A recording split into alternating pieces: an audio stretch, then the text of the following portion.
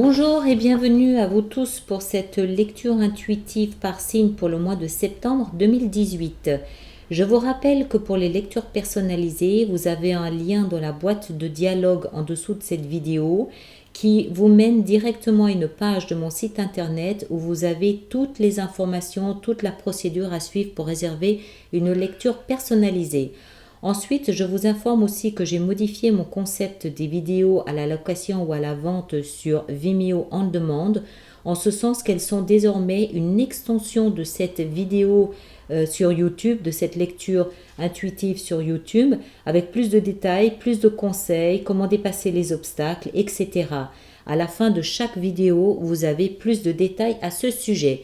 Je vous laisse avec votre lecture. Merci comme d'habitude de me laisser vos commentaires, de lever le pouce, de partager ou de vous abonner si ce n'est déjà fait. Merci. Bonjour aux personnes du signe du Scorpion, que ce soit le soleil, l'ascendant ou la lune en Scorpion, pour cette lecture intuitive du mois de septembre 2018.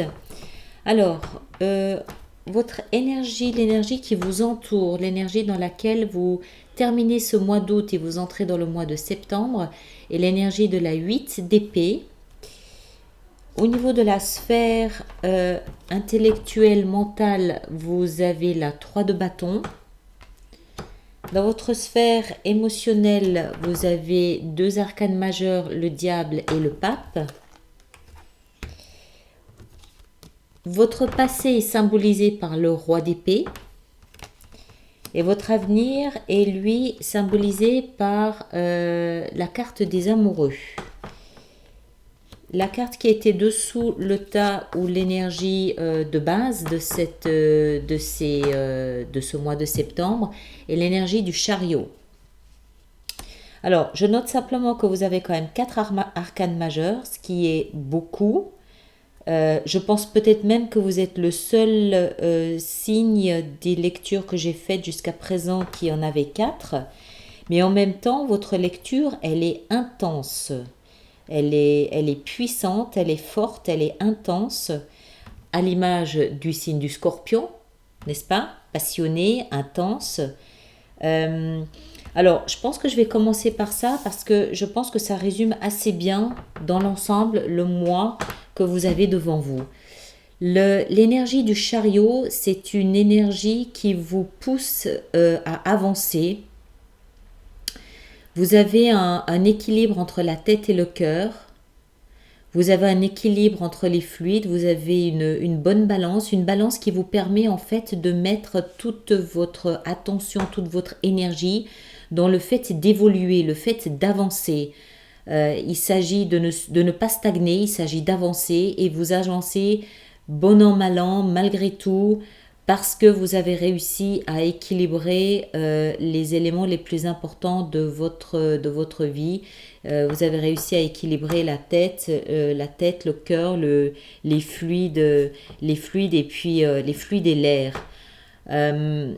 Le chariot, il indique aussi, en fait, il y a toujours une notion d'abord, vous reprenez les rênes de votre vie, d'accord? Vous reprenez, parce que apparemment, ça a été un peu dissolu quand même. Vous reprenez les rênes de votre vie, vous reprenez, c'est vous qui décidez et qui définissez la direction que vous prenez. Et si vous arrivez à définir cette direction, c'est tout simplement parce que vous maîtrisez la situation. C'est vous qui tenez les rênes, c'est vous qui maîtrisez la situation. Et avec le chariot, il y a aussi toujours un petit peu cette notion d'un retour à la maison. En plus, la carte du chariot, elle symbolise le cancer. Le cancer est un signe voisin, cousin, ami du Scorpion. Donc, c'est vraiment une énergie avec laquelle vous êtes très à l'aise.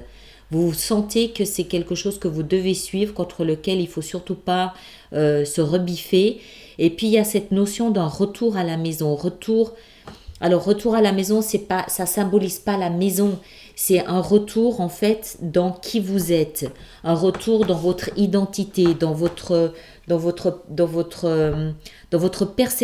soi. Voilà, c'est un retour en moi, dans qui je suis, dans, dans, dans votre essence, dans votre énergie. Vous revenez. Je pense en fait que vous vous êtes un petit peu écarté de votre énergie à vous, Scorpion, ces derniers mois ou ces dernières semaines. Et là, en entrant dans le mois de septembre, c'est un peu comme si vous revenez à l'intérieur de qui vous êtes, vous revenez chez vous, vous reprenez un petit peu la maîtrise et le contrôle de ce qui se passe en vous, à l'intérieur, aussi bien dans le cœur que dans la tête. Parce que le cœur, apparemment, il y a eu quand même deux, trois choses un peu hot, un peu hot. Voilà un petit peu ce qu'on peut dire sur l'énergie de fond, l'énergie de base ici pour le signe du Scorpion. Mais vous êtes à l'aise avec cette énergie.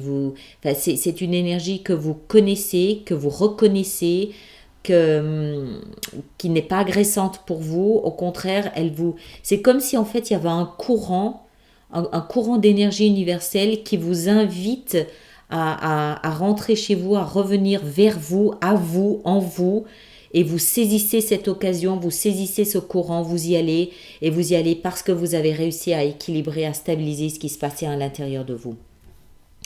Il n'empêche que vous démarrez le mois ou finissez le mois aussi, peut-être que c'est plutôt pour la fin du mois d'août ça.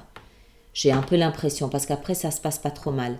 Vous terminez ce mois d'août avec des vapeurs, on va dire ça comme ça, avec des vapeurs de crainte, d'angoisse, de manque de confiance.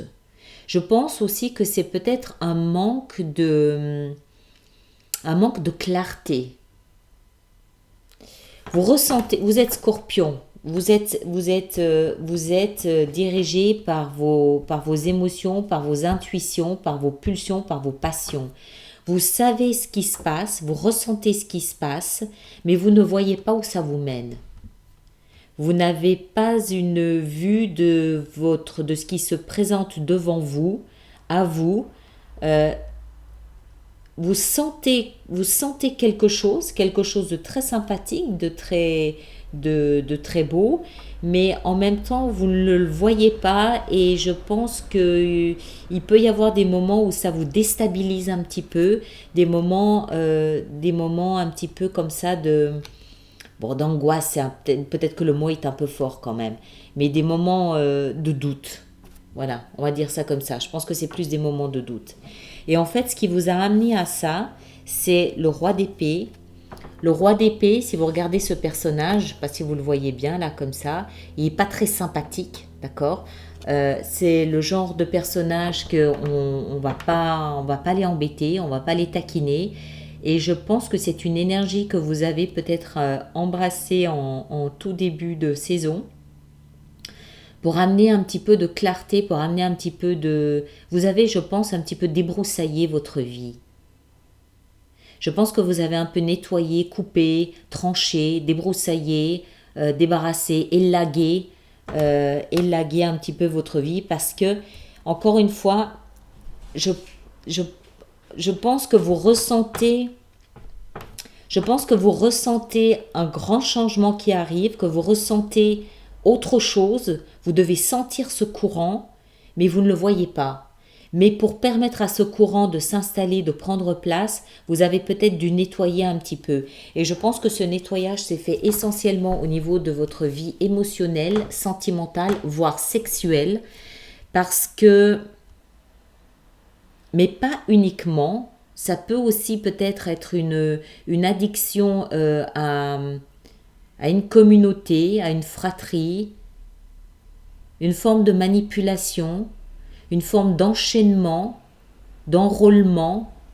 Alors, ça peut être un enchaînement à une personne, d'accord. Ça peut être une domination d'une personne du signe du Capricorne éventuellement, mais pas obligatoirement non plus. Ça peut être quelqu'un qui détient ces caractéristiques-là. Donc ça peut être une forme d'enchaînement à quelqu'un qui vous dominait complètement. Mais comme la carte du diable est venue avec le pape, c'est un petit peu paradoxal. Donc ça veut dire que c'est peut-être aussi une forme de soumission à une espèce d'institution, de communauté, de fratrie, ou ça peut être une société aussi.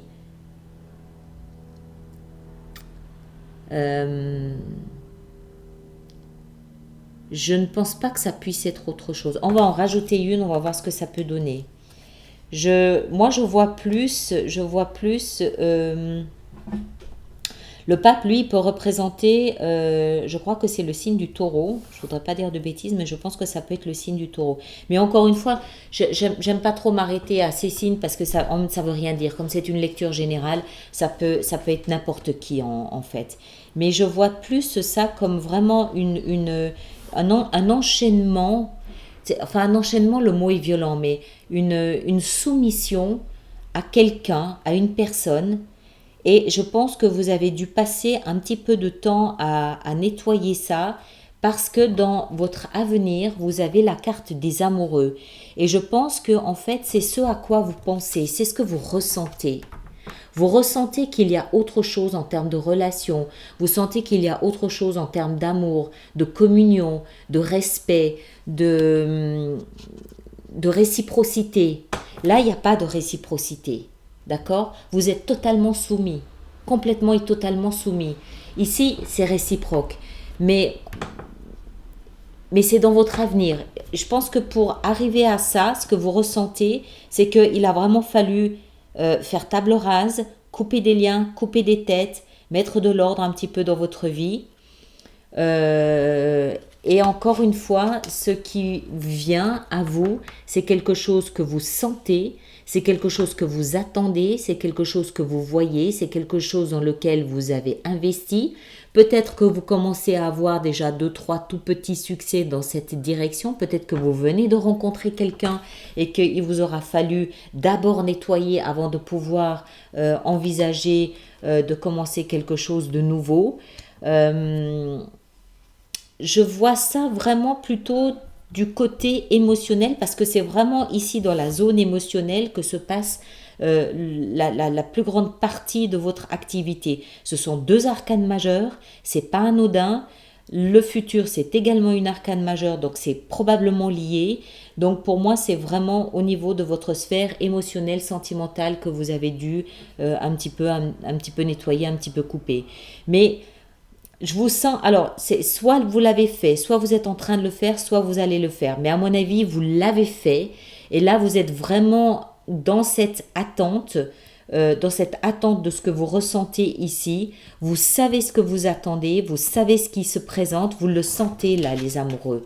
Vous sentez cette énergie, peut-être que vous l'avez déjà rencontré, hein, mais vous sentez cette énergie de l'amoureux qui est là, mais vous ne le voyez pas encore. Et tant que vous ne le voyez pas, vous doutez légèrement, vous doutez un petit peu. Et c'est là où cette énergie de fond de la semaine, j'allais dire, du mois, vient vous soulever pour vous confirmer de suivre cet élan, pour vous confirmer. En plus, c'est le cancer, donc c'est vraiment au niveau de votre intuition que ça se passe. D'accord? Honnêtement, je pense que vous ne voyez pas grand-chose encore. Mais vous le sentez. Parce que vous êtes relié au cancer. C'est votre cousin. Et vous sentez en vous cette intuition qui vous dit non, non, non, non, non. On suit ce courant, on va à la maison, on rentre à l'intérieur de soi, on écoute sa petite voix intérieure, on écoute son intuition et on se laisse emmener, on se laisse déporter vers ses amoureux, pour avoir une meilleure... Je pense que c'est quelque chose qui va amener plus d'harmonie dans votre vie. Je le sens beaucoup plus respectueux que ça. Ça, pour moi, c'est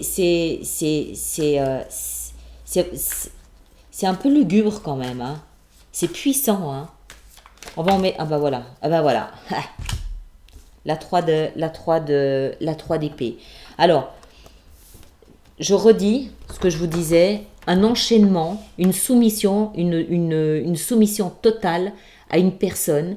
C'est probablement un attrait sexuel, passionnel, extrêmement puissant qui vous laisse sur le carreau. C'est peut-être aussi un coup de canif dans le contrat de mariage, une tromperie, une trahison, Quand je dis contrat de mariage, ça peut aussi être une trahison au bout de 20 ans de vie commune, sans forcément qu'il y ait de mariage, mais c'est une trahison. La trahison de quelque chose de traditionnel. D'accord? Je ne pense pas que ce soit, je ne pense pas que ce soit amical. Je ne pense pas que ce soit des collègues de travail. Je pense que c'est vraiment dans votre vie sentimentale et amoureuse. Mais ça vous laisse le cœur brisé. Ça vous laisse le cœur brisé et c'est là où vous sentez, où vous voulez, vous désirez quelque chose de plus respectueux de qui vous êtes, de plus respectueux de ce que vous offrez, de ce que vous donnez, de la beauté de l'amour que vous offrez. Vous voulez plus de sincérité probablement ici. Je pense qu'il y a beaucoup de mensonges ici. Je pense que c'est vraiment ça. C'est la... je cherche un mot. Maléfique, c'est trop fort, c'est pas le mot. Mais c'est sournois. C'est sournois, c'est malsain. Voilà, c'est vraiment malsain et sournois. Et je pense que vous attendez, vous espérez quelque chose de plus respectueux de ce que vous offrez. Les deux personnages sur cette carte sont nus. Ils s'approchent l'un de l'autre nus. Ça veut dire authentique, vrai, sans mensonge, sans faux semblant, sans superficialité. D'accord? C'est son cœur qu'on offre, c'est son intimité qu'on offre et on attend la même chose en face. Je pense que votre sens de la justice, de l'équité, de la réciprocité a été bafoué ici. Vous avez été bafoué là. Mais bon, ok, c'est pas beau, c'est pas terrible, mais regardez tout le reste. D'accord? Vous avez amené de l'ordre parce que c'est lui, c'est le roi, ça c'est le passé. Donc ça veut dire que c'est dans le passé que vous avez nettoyé ça. Et c'est parce que vous avez nettoyé ça que vous êtes maintenant dans cette position où vous sentez quelque chose de plus beau, de plus merveilleux, poindre. Vous le voyez arriver, vous avez peut-être déjà quelques petits signes, quelques petits prémices. Peut-être, peut-être pas, vous doutez, on comprend, c'est normal après ce que vous avez vécu, c'est tout à fait normal de douter, mais écoutez votre intuition, le cancer il est là pour vous aider, pour vous montrer que vous avez raison d'écouter votre intuition, d'accord? Parce que c'est très beau ce qui arrive là. Bon, allez, on va voir un petit peu de quelle façon on va faire l'extension de cette lecture qui sera sur Vimeo pour ceux que ça intéresse. Ceux que ça n'intéresse pas, eh ben voilà, on se quittera à la fin de cette vidéo et on se retrouvera pour les lectures hebdomadaires sentimentales. Pour les autres, on va éclaircir. Alors, on va regarder déjà ici ce qui se passe. La 6 de denier, la 10 d'épée et la reine de bâton. La reine de bâton, je pense que c'est vous. On va regarder peut-être ici dans la 8 d'épée, la 4, ouais. On va regarder ce que vous attendez ici, la 9 de coupe et la 2 d'épée. Et on va regarder les amoureux. On a la reine de denier, il y a beaucoup de dames là. Hein.